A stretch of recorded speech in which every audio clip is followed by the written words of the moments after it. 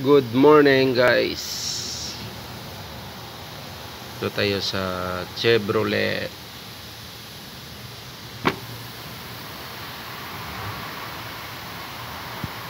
Chevrolet Yukon. Dito yung battery niya guys. Yan. Battery. Ito yung radiator coolant.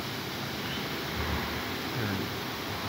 Reservoir na ito siya guys.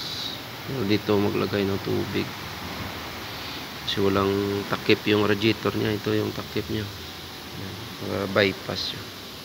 So dito lagay yung radiator niya. Ito yung air cleaner niya. Air cleaner. Ito yung salangis. Ito yung repelling refill cap 5W30. Yan yung dipstick sa automatic transmission. Yan yung alternator. Drive belt. Compressor sa ilalim. Tapos sa loob may belt pa isa sa loob.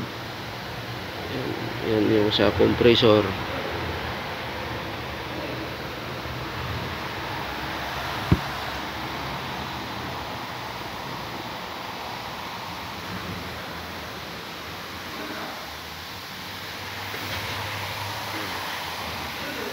Ito yung brake fluid nya. Ito yung fuse box. Ito yung ignition coil. High tension wire. High tension wire. Spark plug.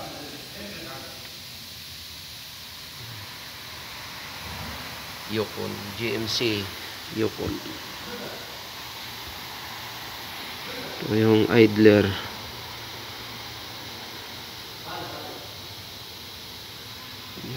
Water pump.